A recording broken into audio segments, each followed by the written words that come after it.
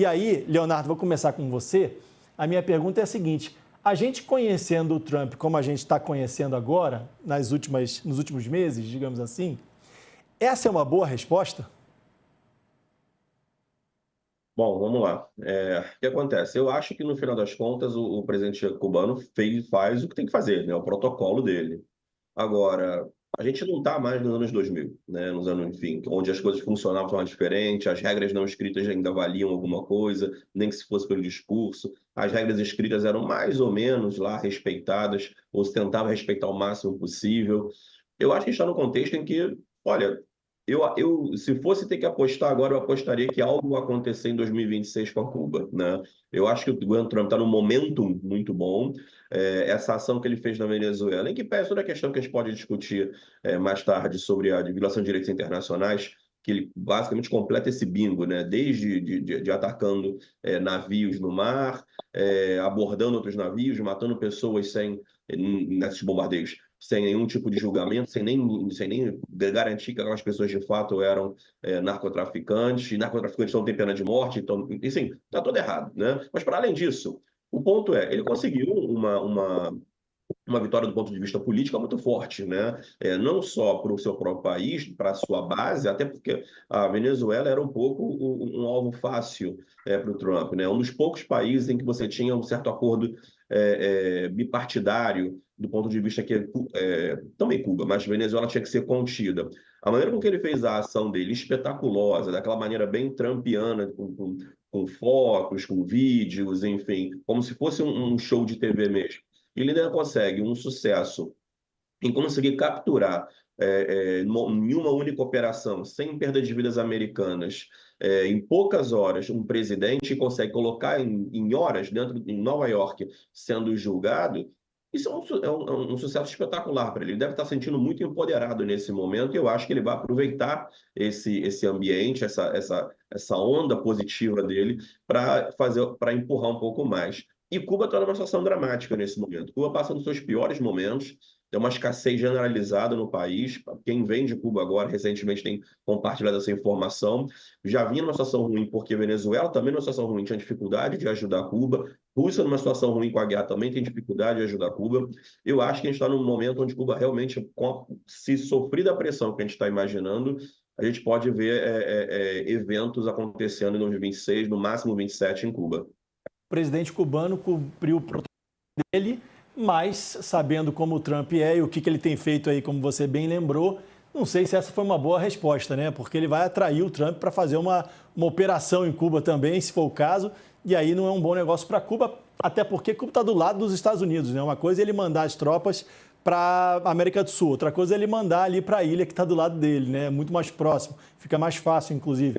Agora, a gente tem que lembrar também, isso é importante a gente falar, que tudo que o Trump faz constrói a imagem dele mundo afora.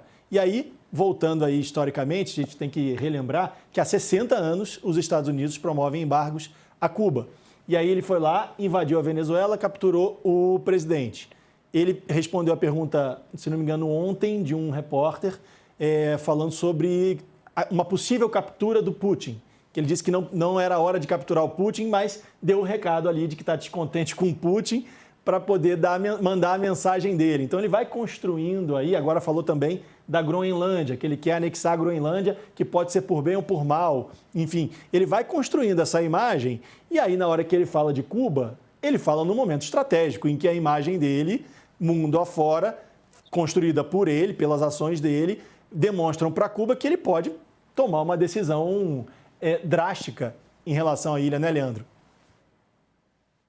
Sem dúvida, né? Acho que o Leonardo está coberto de razão. Acho que a questão do momento aí do Trump é um momento em que ele está sinalizando o poder, sobretudo dentro do seu hemisfério, né? Alguns já têm falado da reedição da doutrina Monroe, né? A doutrina Monroe, que o Donald Trump agora quer reeditar sob a sua responsabilidade aí de buscar intervir em assuntos que ele julgue que são seus, né? Quer dizer, a América Latina é um quintal dos Estados Unidos nessa visão e, portanto, cabe a ele esse papel de xerife um pouco aí que ele executou na Venezuela e vai buscar executar em Cuba. Acho que a gente tem aí regimes que são ditatoriais, regimes que não devem deixar saudade a ninguém do ponto de vista dos direitos humanos e de tudo que ocorre nesses países, mas esse papel de interventor é um papel muito complicado e muito perigoso, sobretudo à luz do direito internacional, quando a gente pensa na soberania dos Estados, né? Soberania não deve ser salvaguarda por uma série de violações de direitos humanos, mas soberania é algo muito importante no sistema internacional,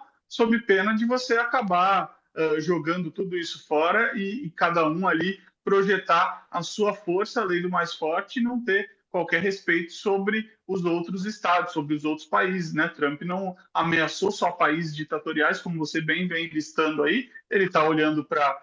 Ele falou da Colômbia, que é uma democracia, no que pese as diferenças ideológicas dele com Gustavo Petro, ele ameaça a Groenlândia, que pertence à Dinamarca, que é uma democracia para lá de consolidada, ele já assediou o Canadá no sentido de dizer que o Canadá deveria ser o 51º estado norte-americano, enfim, ele não está olhando só para ditaduras. Então, quando ele ameaça a soberania de todo o sistema internacional, isso é bastante perigoso, isso é bastante complicado quando a gente pensa que o sistema internacional só alcançou estabilidade a partir de uma ordem internacional baseada em regras que veio lá do fim da Segunda Guerra Mundial, e apesar de um conflito ali, outro acolá, a gente assegurou que a terceira não viesse, né? E agora, o que Trump faz em consórcio, aí, ou pelo menos em conivência com Vladimir Putin na Rússia, com Xi Jinping na China, é basicamente dividir o mundo em áreas de influência, deixando a situação bastante perigosa e bastante instável, a ponto da gente temer, sim, um novo conflito generalizado. Então,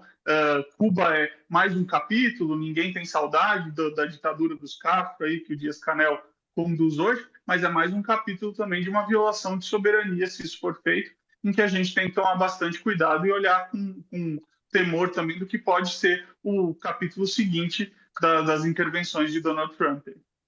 A invasão que o Trump promove em países, eu vou chamar, Leonardo, rapidinho, ele abre muitos precedentes, como você falou, Leandro. Né? Isso significa que amanhã ele pode entrar no Brasil, por exemplo, se ele não gostar de alguma coisa que o governo brasileiro fez. Eu queria só, antes de chamar o Leonardo, lembrar uma situação aqui, não sei se o Leonardo concorda comigo, mas o Trump ele vai criando discursos, vai criando uma narrativa para justificar as ações dele. Primeiro ele falou que o Maduro era chefe de cartel, depois que ele sequestrou o Maduro, ele voltou atrás, disse que não era bem isso, ele não era bem chefe de cartel, enfim, e aí deixou claro que o interesse era o petróleo. Agora a gente tem a história aí das muitas trocas de farpas entre os governos americanos e cubanos. Eu vou lembrar algumas aqui, olha. Joe Biden excluiu Cuba da lista de países patrocinadores do terrorismo. Trump incluiu novamente em 2024. Quer dizer, não sei se tem provas ou não disso, mas eles vão criando essas narrativas. Em 2024 mesmo, o vice-ministro das Relações Exteriores, Carlos Fernandes de Cosio, de Cuba, acusou as agências de inteligência dos Estados Unidos de serem cúmplices do terrorismo. No fim, isso tudo é uma troca de farpas. Me parece que essa é mais uma narrativa do Donald Trump para tentar justificar uma ação em Cuba. Eu não sei se você concorda comigo, Leonardo, que você queria falar alguma outra coisa, mas se você puder falar já as duas, já adianta o processo. Pode ir. Com certeza. Não é só uma narrativa, não, tá? Eu acho que é mais complexo do que isso. Até porque, na verdade, Cuba já fazia parte dessa lista de países que apoiam o terrorismo lá do Departamento de Estado antes. O Obama tira numa tentativa de aproximação, o Trump coloca de novo, o Biden tira, voltando à política do Obama, onde ele era, inclusive, vice-presidente, e depois o Trump coloca de novo. Eu acho que tem um elemento ainda mais complexo por trás disso, porque não é só ele chamar de terrorista, de narcotraficante, ele chama de narcoterrorista.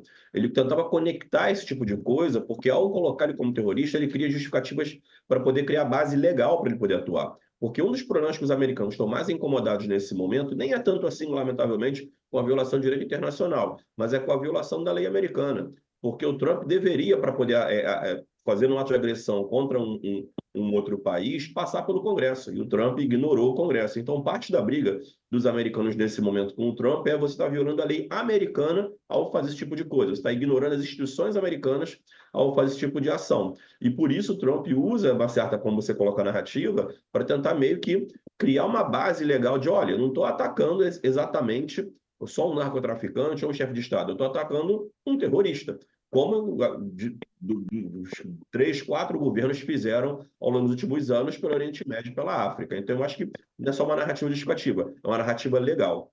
O que eu queria pontuar anteriormente, um pouco na linha do que o Leandro vinha dizendo, que eu acho que esse momento do Trump de eventualmente fazer coisas assim, que ele se sente numa tendência de empoderamento, Eu acho que ela ainda é mais sustentada numa coisa que me parece surpreendente, é que essa invasão da Venezuela não teve virtualmente nenhuma condenação internacional por parte dos principais aliados americanos. Europeus, japoneses, australianos, ninguém, basicamente ninguém criticou fortemente o sequestro do Maduro, efetivamente. Você teve mensagens super protocolares do Japão, só falaram sobre questões consulares. Os japoneses que estão lá, construíram um consulado. A von der Leyen, da União Europeia, basicamente falou: estamos com o povo venezuelano, queremos que tudo se resolva, mas ninguém condenou o Trump. Eu acho que o Trump ele criou um cenário no ano passado, com aquela bomba que ele cria com a questão das tarifas, que está todo mundo preocupadíssimo em criticar qualquer maneira o Trump e receber uma reação duríssima do ponto de vista econômico, via tarifas, via sanções, ou da maneira que seja. E aí isso faz com que ninguém critique o Trump. E por isso ele, ao fazer essa ação na Venezuela, com alto grau de sucesso, alto grau de eficiência e com baixíssima crítica internacional, ele se sente tranquilo. E por isso que eu estou apostando aqui que no futuro próximo a gente vai ver mais eventos semelhantes. Cuba me parece a fruta mais baixa da árvore agora para poder cair, porque não tem quem coloque um freio nele, nem do ponto de vista crítico, né, mais forte, que tenha voz no mundo hoje. As ações do Trump, principalmente o tarifaço que você citou aí, que pode ter sido aí o motivo pelo qual os aliados não condenaram as ações na Venezuela, foi bom para o Brasil, né? O tarifaço acabou que forçando a União Europeia a assinar o acordo do Mercosul. O Brasil acabou surfando nessa onda aí desse tarifaço, desse medo dos aliados de sofrer um tarifaço. Leandro, você concorda com o Leonardo que esse pode ter sido o motivo dos aliados não terem condenado as ações de Trump, apesar de que a gente sabe que essa invasão na Venezuela foi uma invasão ilegal, né? Ele só poderia ter invadido a soberania de outro país com a anuência do Conselho de Segurança ou em legítima defesa, o que não aconteceu em nenhum dos casos. Acho que sim, acho que o Leonardo está correto em fazer essa análise, dizendo que, de alguma forma, essa ameaça do tarifaço pode ter calado boa parte aí dos parceiros internacionais do Donald Trump, mas acho que tem situações internas também um pouco pressionando, né? A gente tem que pensar que muitos países aí têm uma base hoje muito grande de atores sociais e políticos aí próximos dessas ideias e que de alguma forma andam um pouco na corda bamba aí, né, com relação a isso. Tem o caso do Macron, por exemplo, na França, né, onde apesar de ele ser um presidente de centro, moderado, tem uma base aí social e política de direita muito forte, que está ameaçando fortemente vencer as eleições aí no próximo ciclo, no ano que vem. Então, a gente sabe que esses governantes um pouco têm andado na corda bamba com relação a essas questões. Agora, uma coisa final aí que o Leonardo me colocou, e eu concordo com ele, só fazendo uma continuação do argumento, né? Ele disse, parece que Donald Trump não teme a ninguém nesse momento, por isso ele vai olhar para outros lugares como Cuba. Acho que o grande temor de Trump talvez venha o único lugar que pode colocar medo em Trump nesse momento são os próprios Estados Unidos, o próprio eleitorado norte-americano, e aí é bom a gente sempre lembrar que temos eleições intermediárias esse ano, no final desse ano nos Estados Unidos, né? Os Estados Unidos têm a tradição de eleições intermediárias para o Congresso, onde o presidente pode manter a sua maioria e pode perder a sua maioria aí nas duas casas que conquistou aí nas eleições. E aí é fundamental a gente olhar para esses movimentos de Donald Trump já olhando para esse final do ano também, enquanto ele quer, de alguma forma, eletrizar a sua própria base política e social aí para manter essas pessoas próximas. Isso joga água nesse argumento, no moinho desse argumento que o Leonardo estava trazendo, de que ele vai sim olhar para Cuba e olhar para outros países se sentindo empoderado, mas tem um outro lado importante aí também, de começar a analisar o quanto que os democratas, e sobretudo republicanos menos trumpistas aí, vão começar a encarar esse tipo de questão aí e o quanto que isso pode ou não repercutir, né? Porque uma vez que ele traga mais tarifas, que ele aprofunde essa política tarifária, a gente já viu que o resultado econômico dela não é positivo para os Estados Unidos. E aí, fazer algo que não seja economicamente positivo para os Estados Unidos nesse momento tem um custo para ele mesmo no final do ano. Então, também é um limite importante para a gente tentar entender até onde ele vai também com esse tipo de ação. Antes da gente mudar de assunto, queria fazer uma pergunta para o Leonardo, aproveitando o gancho do que o Leandro está falando. O Trump está preocupado com esse ano por conta dessas eleições. Você acha que aquela situação que aconteceu em Minnesota, da morte de uma americana pelos agentes que são os caçadores, entre aspas, de imigrantes, pode influenciar nisso? Pode atrapalhar o Trump nessa eleição? Eu acho que é uma fagulha importante, né? Eu acho que a gente já estava esperando a qualquer momento acontecer algum tipo de morte nessas operações da ICE. A truculência com a qual eles vinham lidando com os americanos e com estrangeiros, enfim, estava sempre no limite ali de chegar a uma omissão, um homicídio, um óbito, enfim. E eu acho que agora chegou, né? E me parece que vendo o vídeo diversas vezes, é muito difícil dizer que a mulher tentou atropelar deliberadamente. Ela estava tentando fugir de três agentes indo para cima dela e um deles atira nela fatalmente. Eu acho que isso é uma fagulha importante, tá? A gente já viu, talvez não aconteceu nada demais ainda a partir disso, mas eu acho que começa nesse processo. A gente já viu que mortes, especialmente mortes por forças policiais, tem um potencial de gerar protestos muito duros, muito fortes, né? No Irã mesmo está acontecendo isso agora. Então, eu acho que a morte da René pode sim ser uma fagulha que vai acabar eclodindo um pouco com dureza no Trump esse processo do combate que ele tem feito à questão migratória.